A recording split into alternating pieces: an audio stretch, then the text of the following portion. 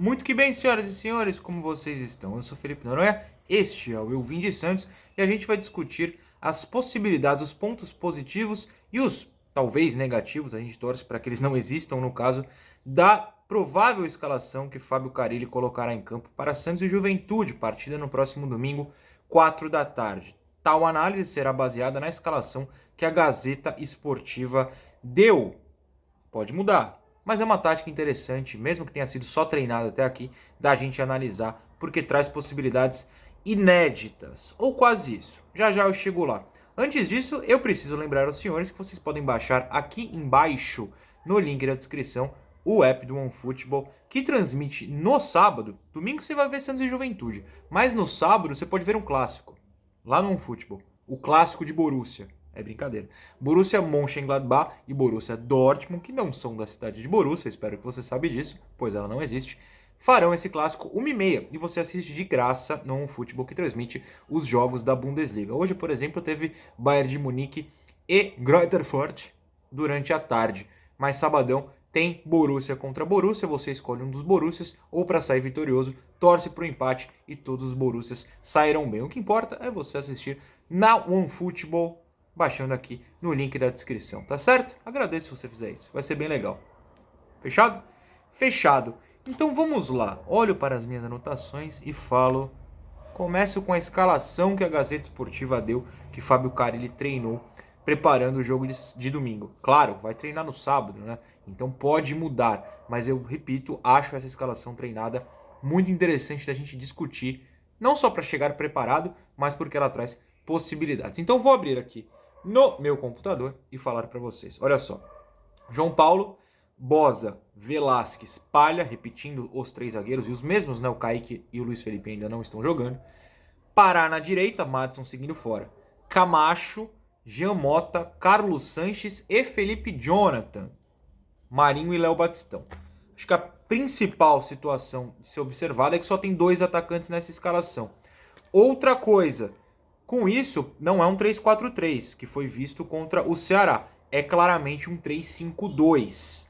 Mas eu vou adicionar um detalhe a esta situação. A Gazeta também trouxe uma matéria logo depois que fala o seguinte, olha só.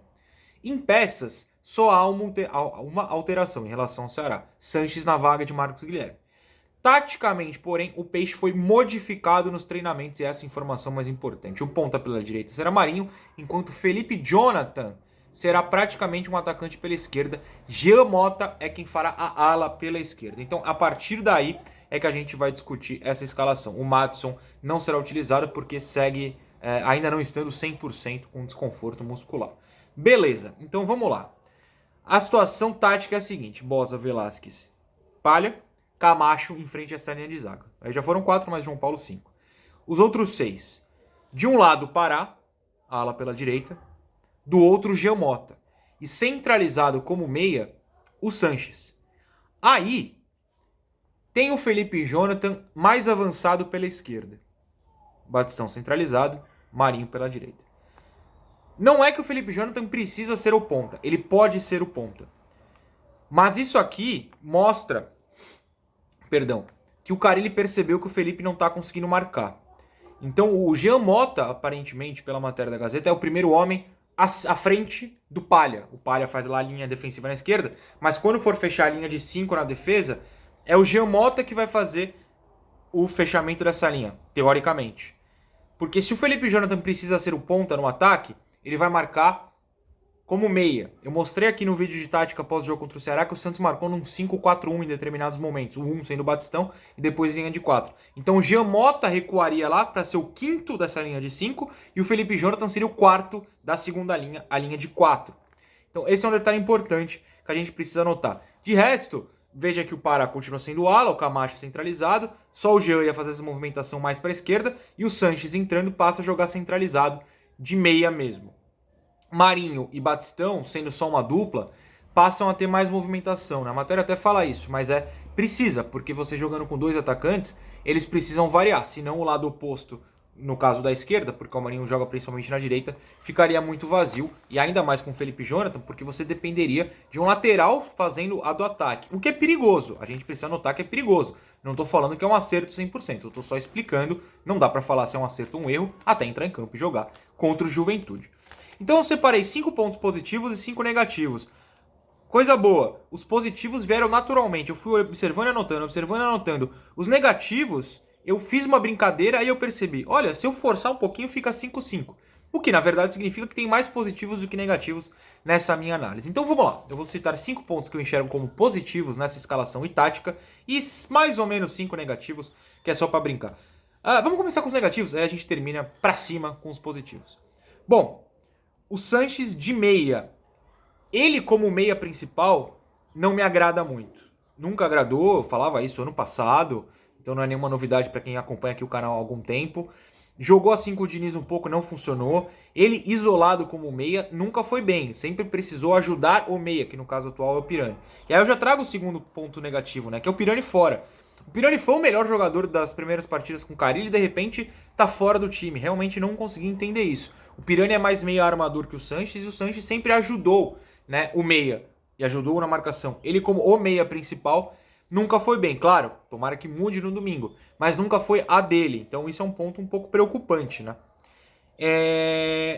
Aí o terceiro de verdade, aliás o segundo, né, esse Pirani e Sanches eu já somei no 5, mas eles meio que são a mesma coisa. O outro, será que teremos muitos cruzamentos com o Felipe Jonathan ali aberto na esquerda? Ele nunca foi, apesar de ter jogado com o São Paulo, sempre mais avançado, sempre mais como meia, já tem vídeo aqui no canal sobre isso. Ele lá, meio que isolado, entre aspas, aberto na esquerda, apenas temo, como em vez dele driblar para dentro da área, driblar buscando a direção do gol, como o Ângelo, o Marcos Guilherme e o Lucas Braga tem mais costume fazer, ele pare e cruze, como um lateral costuma fazer. Isso meio que atrapalharia o lado esquerdo do Santos. Esse é um temor que eu tenho, torço para que o Felipe tenha sido orientado, né, pelo Carille a não focar nos cruzamentos. Até porque ele vai estar junto com o Jean Mota e são dois caras que cruzam muito por ali. Esse é um ponto realmente negativo. Eu acho que precisa de um atacante, mas eu já falei, me posicionei aqui, que o Ângelo pra mim seria titular hoje. Mas de qualquer maneira, tem o Lucas Braga voltando. Não entendi essa opção nesse quesito dos cruzamentos. Aí o que eu falei que era mais brincadeira, né? O Pará. O Pará não seria o titular, seria o Madison, mas é só pra somar 5 aqui. Não preciso nem me estender.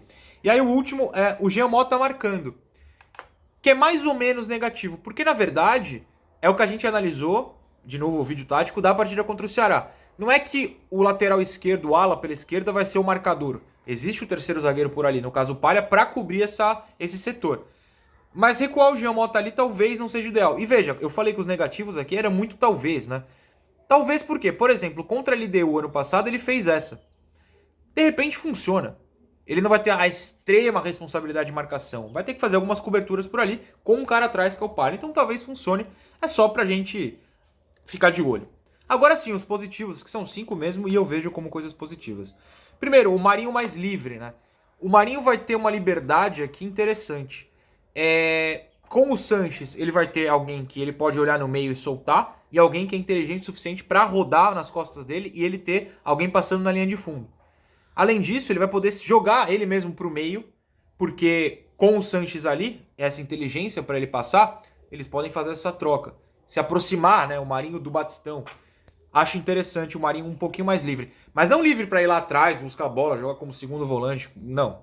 Meia armadura. Não. Ele com a bola, ser incisivo, centralizado. Ele jogar perto da área. Ele precisa jogar perto da área, ele não pode sair da área. Precisa sair de perto da área, claro. O segundo ponto aqui sim, eu até citei, né? Porque eu falei, mano, peraí, eu já falei disso, não, é que eu passei por cima. O Sanches indo além de fundo. A gente precisa de alguém que tenha essa leitura do lado direito e vá à linha de fundo. O Pará quase não vai, né? É raro. O Sanches e o Marinho invertendo, se você ganha o Marinho por um lado, eu acho algo muito positivo o Sanches indo à linha de fundo, porque se você faz aquela linha de 5 na área, lá em 2019... vários e vários lances de perigo eram com o Sanches indo até a linha de fundo, levantando a cabeça e acertando o passe para quem chegava. Você tinha um Pituca entrando na área, você tinha mais jogadores, mas essa é uma outra situação. Mas o Sanches sabe fazer isso. Então eu espero que ele faça. E somado a isso, ainda ficando no Sanches, quando ele entrou contra o Grêmio, que para mim foi a melhor atuação dele desde essa volta de lesão, que foi bem a estreia, Ele rodou pelos dois lados o tempo inteiro. Ele, jogando centralizado, não precisa ficar ali centralizado. Ele pode ser colaborador do Marinho, pode ser colaborador do Felipe Jonathan, do Batistão. Ele pode ficar rodando os dois lados. Eu gosto do Sanches assim. O terceiro, mais uma liberdade, agora do Batistão. Com o Felipe Jonathan na esquerda, com um atacante a menos, talvez o Batistão possa se sentir mais livre para abrir. Quando eu fiz o vídeo que o Batistão comentou numa resposta a mim na coletiva, que o Santos hoje lembrava muito o Raio Vallecano, que ele mais sentiu à vontade, né? Do primeiro ano dele na primeira divisão espanhola. Tem lance dele abrindo lá na esquerda e fazendo a jogada e construindo a jogada por ali. Talvez o Felipe Jonathan centralize, porque ele sabe ser meia também, aliás, mais do que lateral, pelo menos no quesito marcação, e o Batistão abra. E aí você atrai um pouco, vem o Marinho pro meio, entra o Sanches na área e tal. Pode funcionar o Batistão jogando como ponta em determinados lances, né? Não é nem ele vai ser o ponta, não. Esse lance ele abriu. Então o Felipe Jonathan vem pro meio. O Batistão a gente pode observar pela primeira vez o Batistão abrindo mais. Espero ver isso, inclusive. Sobre o Felipe Jonathan, pontos positivos, olha só. Zero necessidade de marcação. Zero, é claro, um exagero. Ele vai ter que marcar uma pressão, ele vai marcar a saída de bola. Mas, ó, ele não vai ser o último homem pela esquerda e ele não vai ser o penúltimo homem pela esquerda. Vai ter gente nas costas do Felipe Jonathan e isso é ideal, deixar o Felipe Jonathan mais solto. Quem fazia isso? Sampaoli em 2019, que sempre colocava o Felipe Jonathan à frente do Jorge. Ele não era o substituto do Jorge, ele jogava com o Jorge à frente. Menos marcação. Não é como se o Jorge fosse um grande marcador também, mas o Felipe Jonathan sem essa obrigatoriedade de ser o decisivo na marcação. Muito interessante. E, por fim, um ponto positivo de jogar com 3 zagueiros. De novo, a cobertura fortalecida da zaga. Acho que a gente precisa insistir nisso. Vai ser só o segundo jogo com 3 zagueiros, então eu não posso tirar isso da conversa. Insistimos com os 3 zagueiros. Foi uma primeira experiência positiva e acho que tem tudo para ser uma segunda experiência positiva também. Lembrando que o Juventude, o Santos encarou no primeiro turno e basicamente não chutou ao gol. O Juventude deve repetir aquela escalação, não a escalação, a formação, perdão, lá atrás, tentando jogar no contra-ataque. Cabe ao Santos que esses jogadores que eu acabei de citar livres se movimentem, quebrem as linhas. Eu escalaria o Pirani? Escalaria, mas acho que esses que estão em campo também são capazes. Espero que no domingo eles sejam. Como amanhã eu não tenho nada programado, se mudar a escalação na noite de sexta, se tiver alguma novidade de janela, sabadão, a não ser que seja muito urgente, eu faço aqui ainda sexta, mas sabadão a gente dá uma nova passada na escalação, se assim for necessário, tá bom? Beijão.